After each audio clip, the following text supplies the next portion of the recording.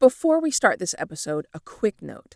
This conversation was recorded just after the presidential debate on June 27th and before the apparent assassination attempt on former President Trump. We encourage you to check out the coverage of that incident from Slate's other politics and news programming. You just won't hear us talking about it today. This is Hear Me Out. I'm Celeste Headley. Are the robots coming for our election? Democracy watchdogs have been raising flags about AI for years now, and we're starting to see AI show up in public discourse in some very real ways. Back in May, some voters in New Hampshire got voicemails from what sounded like Joe Biden, suggesting that voting in the primary might preclude them from voting in November. It was, of course, not Joe Biden, but an AI recreation of his voice. The person behind that stunt now says he was actually trying to raise the alarm about AI misinformation, though he's still facing a $6 million fine and criminal liability. All you have to do is log on to social media to see a photo or post that was created by AI. The question is, are we ready for it, or have we overblown the threat, at least for now?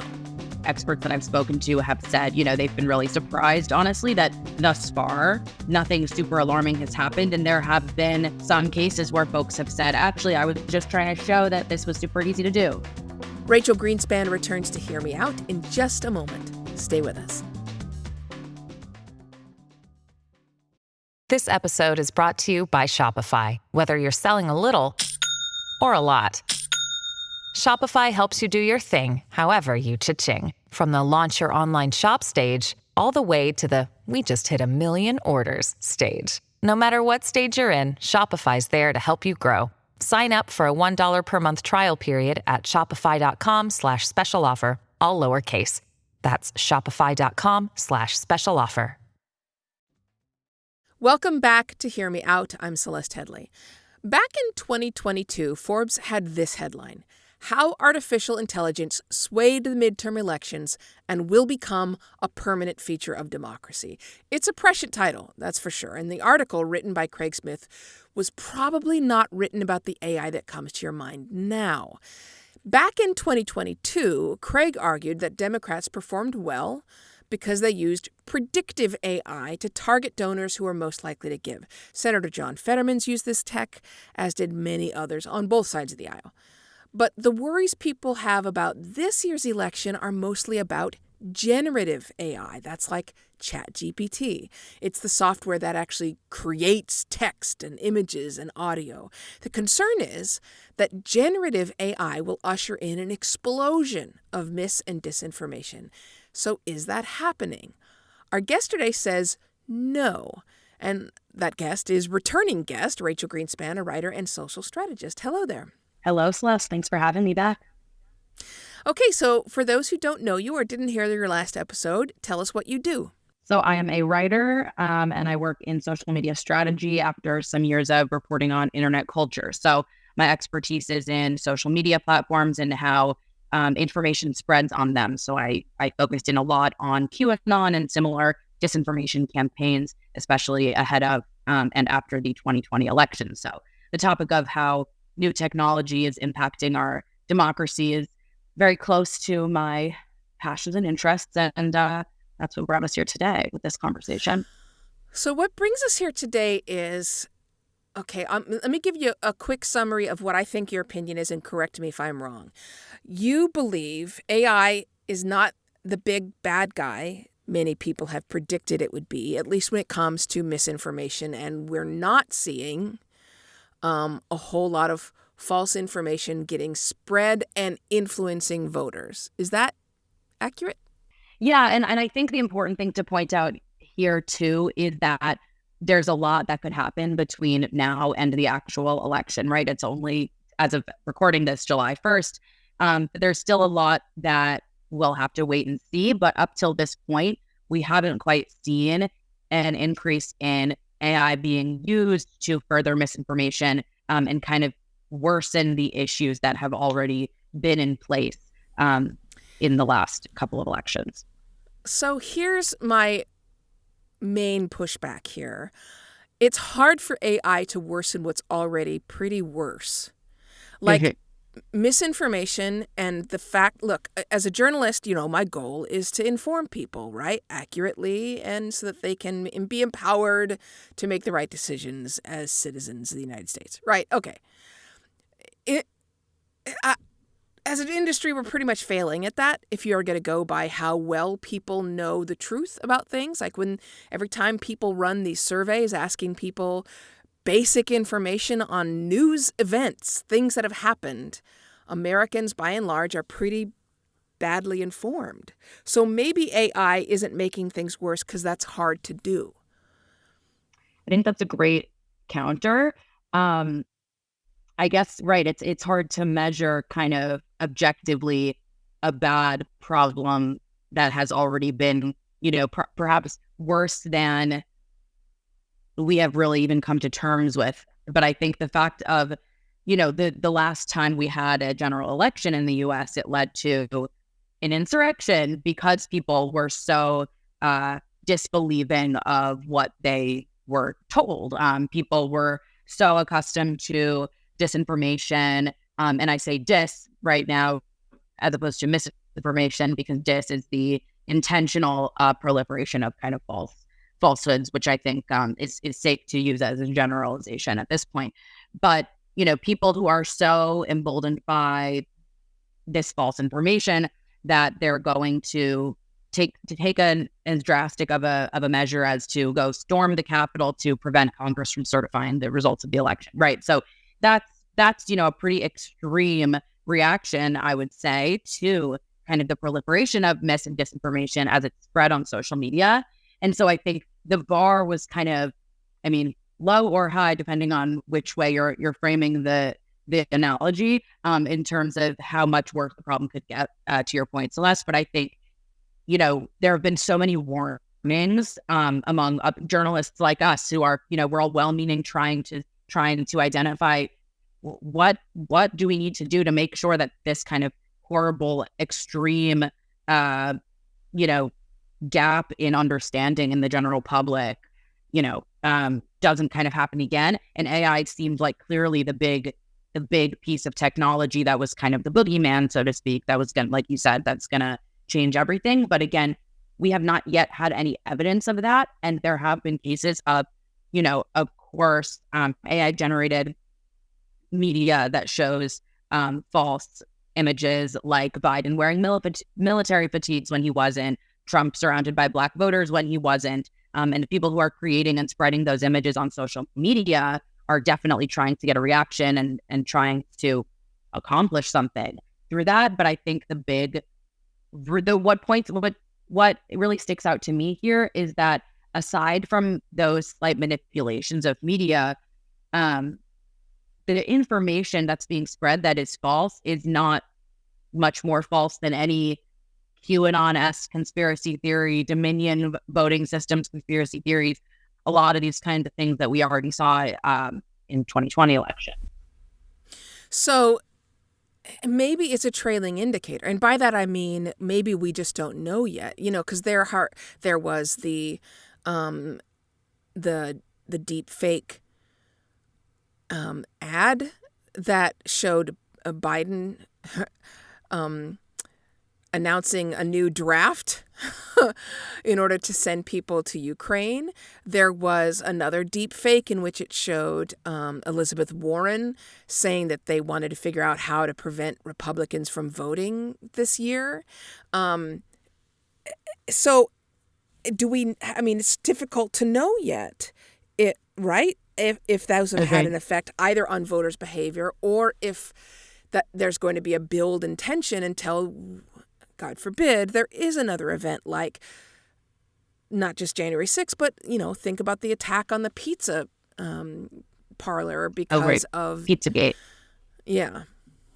Well, and I think that is really, that's kind of my point, honestly, is that something like Pizzagate, which is the conspiracy theory that led to QAnon, that led to someone, firing a gun in this pizza shop in DC in December 2016. And so that was, almost 8 years ago now that happened, that someone, because they saw false information on online message boards, they believed really, wholeheartedly. The man who was arrested said, I had false intel when he was interviewed. He really thought that there was this Democratic-led pedophile ring hiding out in the basement of this pizza shop. So for sure, a valid concern around AI has been, okay, if people are already thinking that with just text-based fake, lies on 4chan or whatever it may be, how much worse are they going to get when we actually have video footage that shows Hillary Clinton doing Z, Y, and X? I think the thing is, we did already have a lot of that type of deep fake content spreading online in the last 8 years. The difference is for sure that it's much more convincing. It is much more realistic looking than it ever was. But again, I think it goes back to this question of how much worse, so to speak, could it get when it's already been at this level that has drawn people to do all of these drastic things. And I think so far, we haven't seen it be such a significant difference and change. And I think, again, we'll have to wait and see. But experts that I've spoken to have said, they've been really, surprised, honestly, that thus far, nothing super alarming has happened, and still waiting to see what that kind of actual harm will be beyond what we know has been going on. We have to take a break, but we'll come back in just a moment with Rachel Greenspan. We're talking about whether or not we should be really worried about the effect AI might have on the 2024 presidential election. And we will continue this conversation in a moment. There is a lot more to be said. We'll be right back. This is Hear Me Out.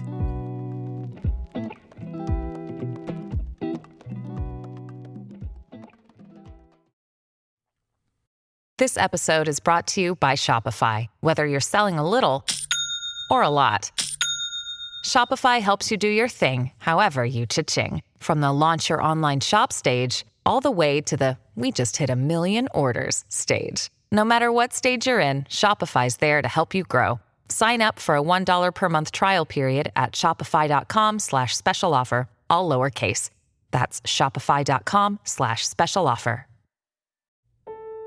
There was a time when summer surprised us, when galleries opened minds, adventures opened hearts, and we all remained open to whatever the day might offer.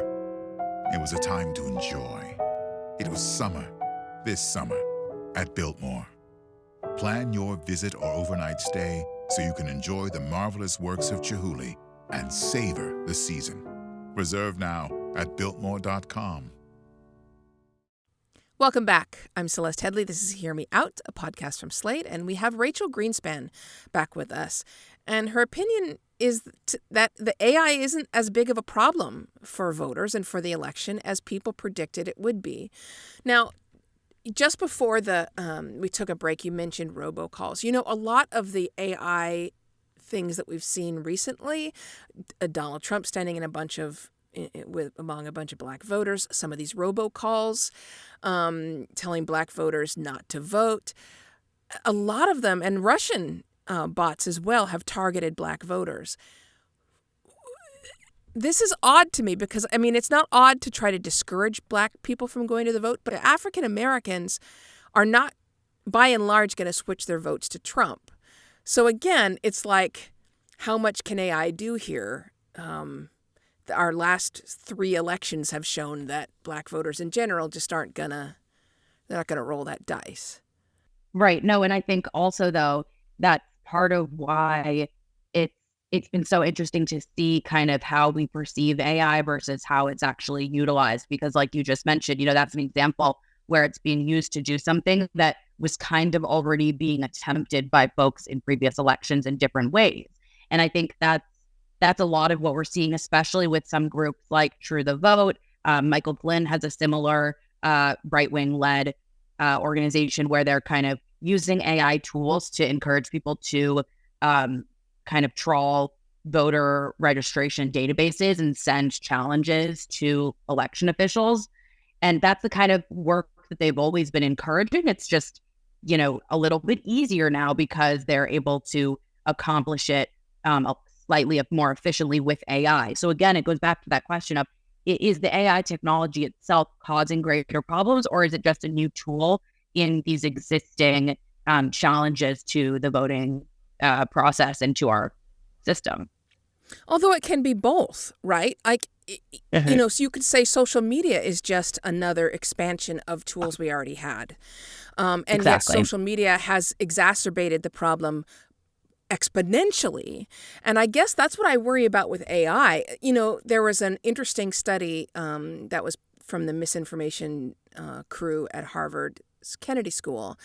And they were trying to see if Americans could distinguish between a fact and an opinion. And we're talking about opinion like green is the best color. Like, for me, that's clearly an opinion. And whether Americans could distinguish between that and 2 + 2 is 4, right? And they couldn't. Like, their accuracy at knowing what was a fact and what was an opinion was pretty much the same odds as a coin flip.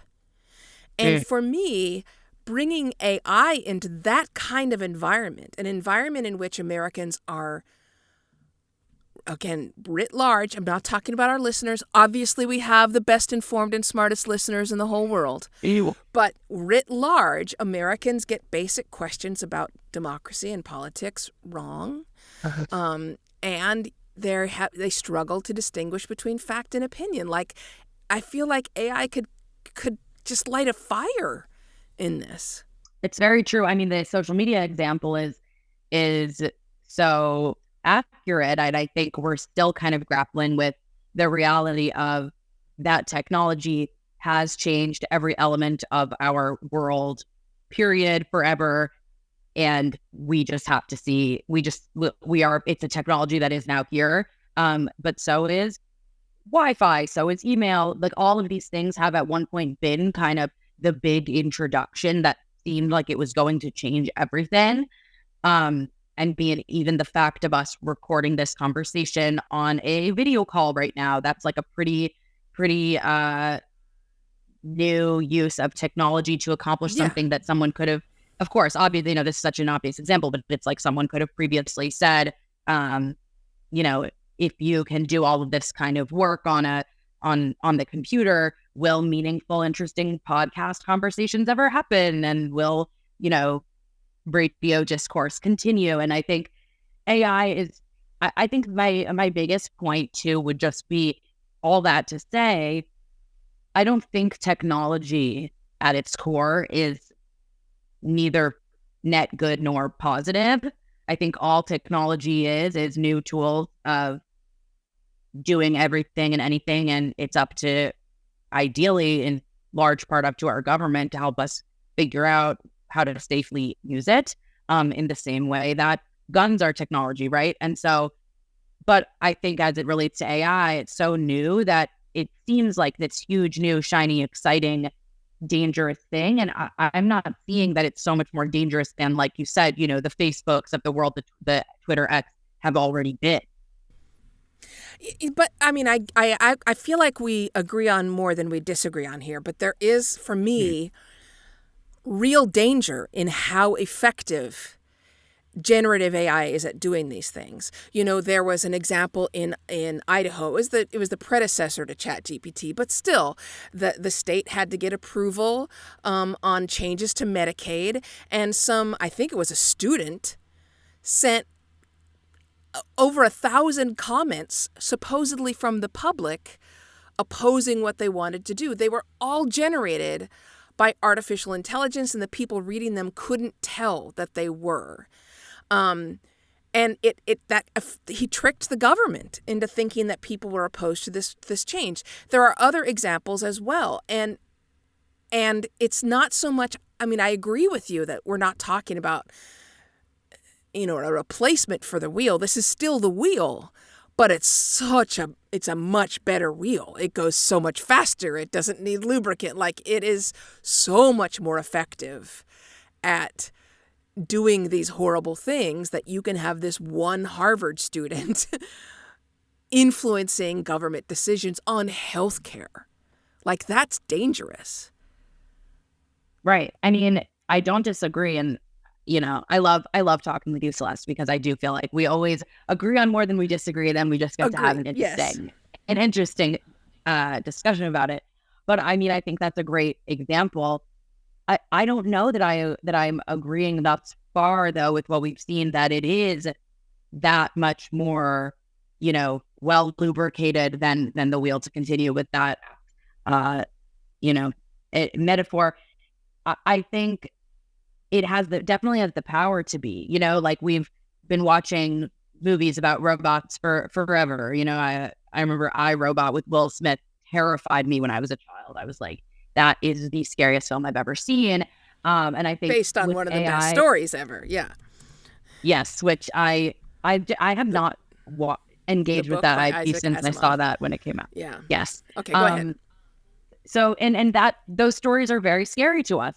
We don't want robots to take over. We don't want to become obsolete. And I think AI was such a kind of starkly futuristic innovation that came on into the general public's hands so quickly.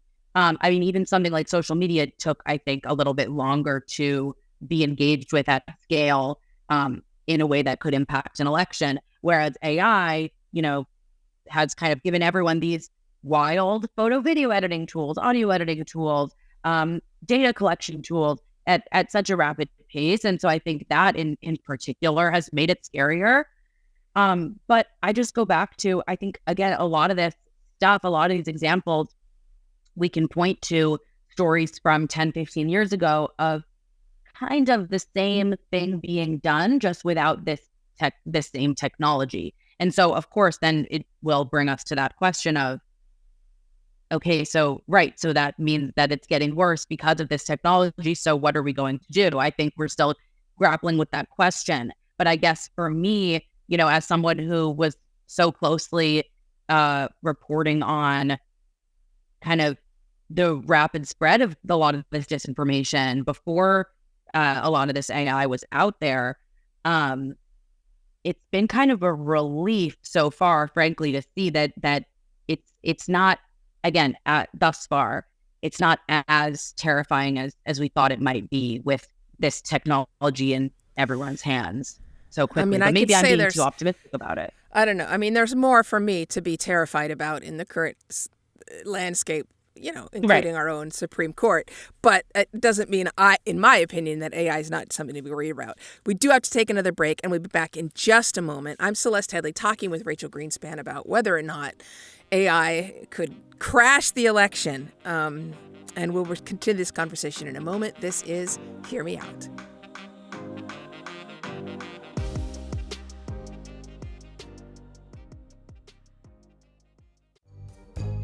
Whatever you think about the presidential campaign circus, one thing is guaranteed. The U.S. Supreme Court is going to be absolutely central to what happens in the coming election, and they've just released a raft of decisions that reach into just about every aspect of your life, from pollution to air travel, abortion rights, gun violence, and of course, presidential immunity. I'm Dahlia Lithwick, and we just wrapped up our Opinion Palooza series on Amicus, Slate's podcast about the courts and the law, where we break down the weedy details of Supreme Court news to make it accessible to real, smart, non-lawyer people like you. It has been a truly mind-boggling 7 weeks of news from the High Court, and we want to make sure that you understand it all. All of the episodes in this series are now available, and if you become a Slate Plus subscriber, you'll get access to a whole bunch of bonus episodes too, like The Court of King Alito, where we examine how this justice's fondness for flag-waving intersects with how he does his day job. Listen to Opinion Palooza on Amicus Now.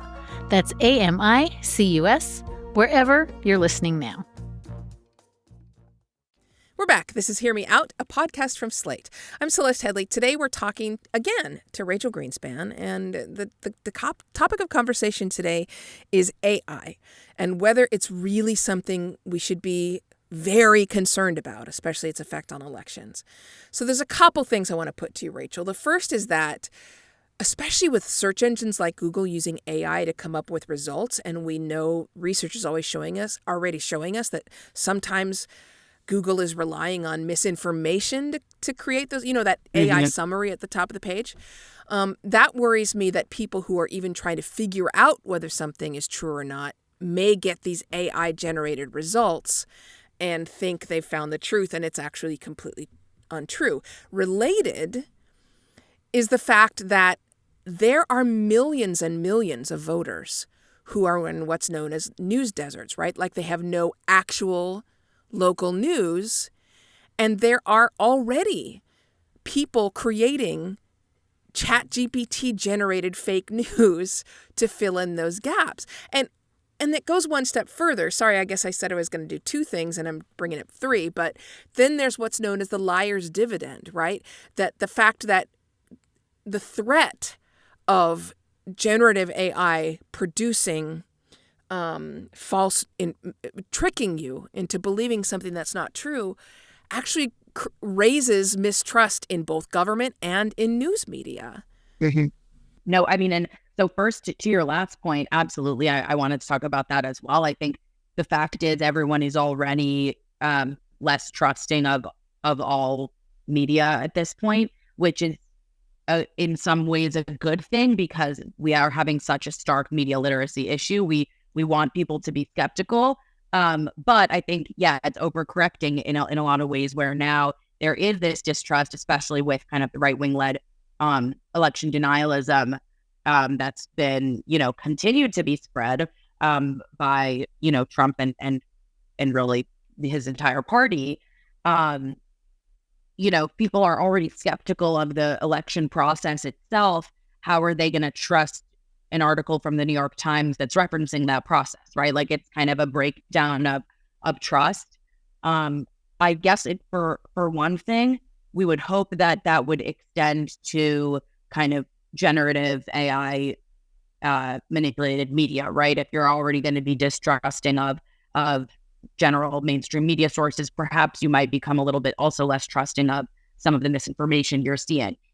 However, we do live still in echo chambers, and so it's more likely that people are going to just continue to believe whatever kind of furthers their own beliefs, which is something we've seen time and time again.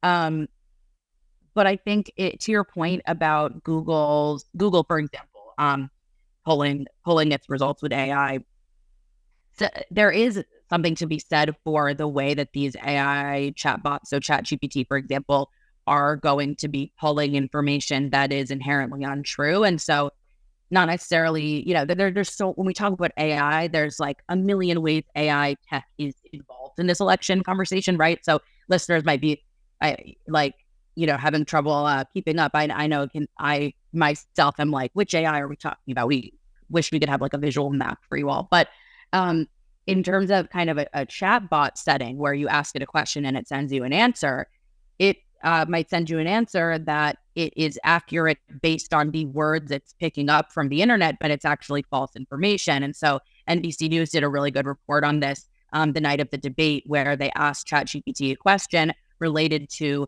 misinformation that had been spread by some pundits on X about a delay that they alleged had happened during the broadcast, a 1-2 minute delay, which, good test because it's kind of not the most incendiary of claims. It's kind of might not sound that important on its face. And so ChatGPT did send a response that used this false information as the answer. And the chatbot in that moment believed the misinformation and had collected from public posts.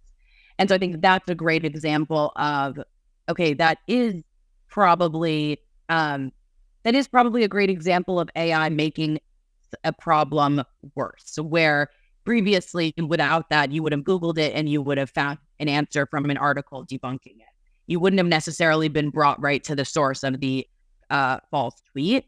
But with these AI chatbots having this kind of authority, and I mean, even Instagram now, you can DM an Instagram chatbot a question and about a person you're looking for on social media, and it'll try and answer it for you. So obviously, these pieces of technology are playing out in real time in all other areas of our life and our internet usage, beyond just the election.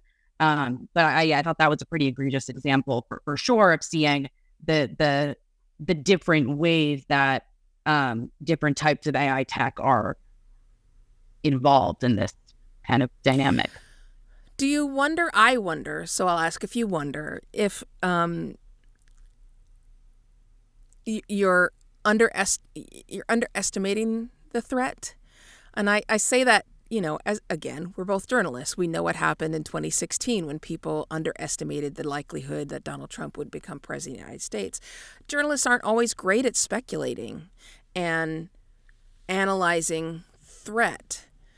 And I wonder if on December 1st, we're going to be looking back and going, oh, wow, we had no idea that somebody was going to post that video on November 1st showing, voters coming to the polls and getting shot down, and that would make everybody stay home. Like, you know what I mean? I am not in any way, Right. shape, or form trying to predict the future. That's a 100% hypothetical. But don't you know take what I'm that saying. idea. Exactly. No, I mean, I think that's, I hope I am not, I hope we are all, even myself, being over dramatic and everything's going to be perfect and nothing bad's ever going to happen. And that would be amazing. But no. I'd be out of a job. Right. So, we'll have to see. And that's why I know listeners may be frustrated by me being very much trying to hedge this argument, because I do think there is still a lot up in the air that we'll have to see. I'm confident that there will be new ways that misinformation and disinformation and, a lack of media literacy will harm the election process.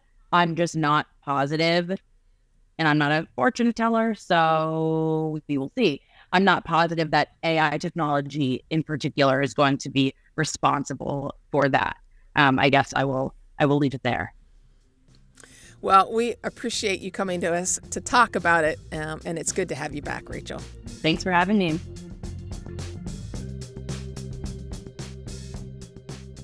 Are you worried about AI and the impact it might have on the election? We would love to hear from you as long as your email comes from you and not ChatGPT.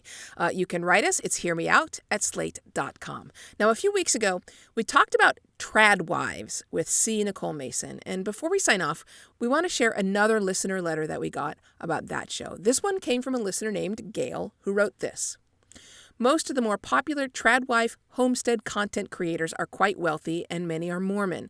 There is, it seems, quite a deliberate movement in the LDS Church to fund trad content creators, making it seem easy and glamorous. If you look, these women are making their bread in $300 wooden bowls. Social media helps it along, making feminism seem like it's about man-hating lesbianism and whining working women. It is all cosplay. It seems easy. Homeschooling and growing all the vegetables and making clothes and husbanding animals and getting by is backbreaking and exhausting. Those of us who are older now, I am 60, are tired. I often feel disheartened. It's going to be truly difficult as public education dissolves and groups can self-isolate in all aspects of life. We feminists cannot give up. I do my part on the individual level, talking to women and men as I work with them. So thank you for those thoughts, Gail. And I gotta say, I resonate so hard with not just your being tired, but also the fact that I thought that was all work that our moms and grandmothers worked really hard to free us of. I thought the whole point was that we didn't have to do some of the drudge work my grandmother hated. If she could have had a dishwasher, man, she would never have been scrubbing out her own $300 wooden bowls, which she didn't own. And anyway, you know where to find us, and we want you to share your thoughts, whether you love $300 wooden bowls or don't. The address is hearmeout@slate.com. How can a wooden bowl be worth $300? My mind is boggling, Gail. Boggling at the $300 wooden bowl. Hear Me Out is a podcast from Slate. The show is produced by Maura Currie. Ben Richmond is the Senior Director of Podcast Operations, and Alicia Montgomery is the VP of Slate Audio. I'm your host, Celeste Headley. Until next time, speak your mind, but keep it open.